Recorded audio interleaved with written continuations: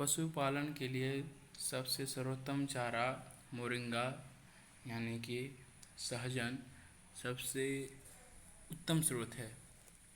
यह कम पानी में होने वाली खेती या पशुपालन के लिए चारा का सबसे सर्वोत्तम स्रोत है।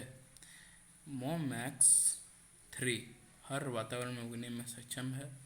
ओडीसी 3 फसल के साथ सहरोपण में लगाने हेतु उपयुक्त है। PKM1 फल की लंबाई 2.5 होती है, साल में एक बार फलन देता है। यह तमिलनाडु कृषि विद्यापीठ में तैयार बीज है। और PKM2 भी तमिलनाडु कृषि विद्यापीठ में तैयार हुआ है और इसके फल की लंबाई 4 फीट होती है। भाग्य KDM01 ये बौनी प्रजाति का पौधा है जो university of horticulture sciences Bagalkot Karnataka में तैयार बीज है। इसमें रोग प्रतिरोधी क्षमता अधिक है और कीट भी इसमें कम लगते हैं। इसके पेड़ की ऊंचाई 2 से 4 मीटर होती है।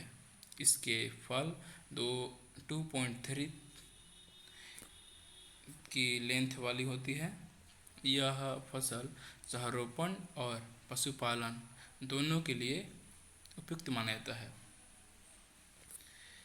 इसकी बुआई 5x8 के अंतराल पर कर सकते हैं। इसकी पत्तियां ज़्यादा मॉइस्चर वाली और कोमल होती हैं। इसे सुखाकर सूखे चारे के साथ भी पशु को खिलाया जा सकता है। तो आप अगर बकरी पालन या गाय पशुपालन कुछ भी करते हैं तो आपसे ये अनुरोध होगा कि अगर आप हरा चारा के लिए और फलन के लिए दोनों के लिए अगर आप खेती करना चाहते हैं तो आप भाग्य KDM01 चुनें।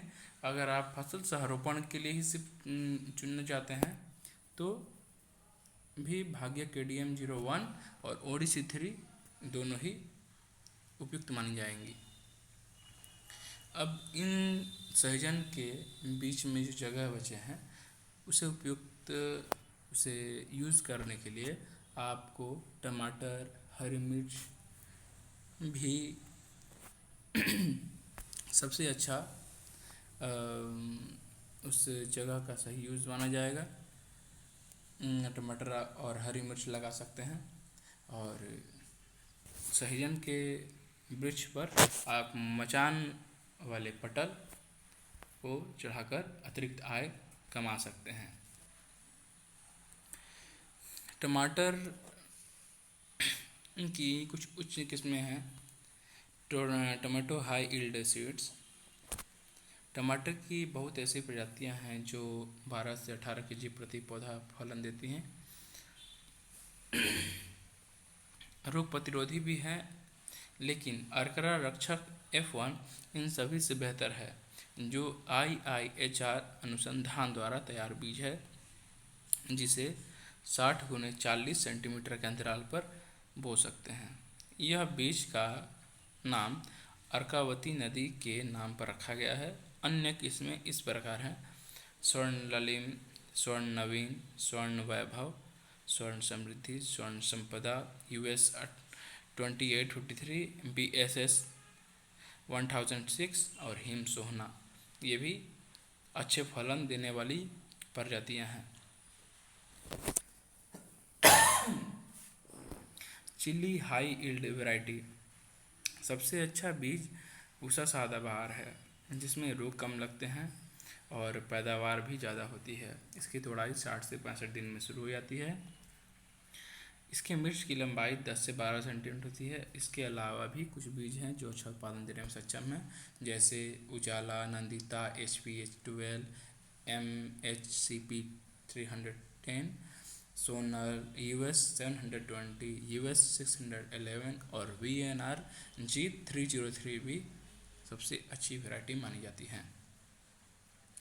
अब बात करते हैं परवल की, जिसे ग्रीन पोटैटो भी कहते हैं और पॉइंटेड गार्ड भी कहते हैं। यह बहुवर्षीय फसल है। यह तुड़ाई के बाद 4 दिन तक सुरक्षित रहती है। यह फसल सबसे अच्छी तरह तना कृंतिका या लतर के टुकड़ों जिनकी लंबाई 80 से 90 सेंटीमीटर होती है उनसे अगर लगाते हैं तो अच्छा फलन देने वाले मादा की संख्या आप ज़्यादा कर सकते हैं और नर की संख्या 10 के पीछे 1 आप रख सकते हैं। तो यह फसल सबसे अच्छी तरह लता के टुकड़ों से लगता है क्योंकि बीज से लगाने पर नर और मादा की संख्या 1:1:10 ना होकर कम से कम या फिर ये ज़्यादा हो जाते हैं। यह पौधे में पपीते की तरह नर अलग पौधे में और मादा अलग पौधे में होता है। इस पौधे में महीने में 5 बार तुड़ाई होती है।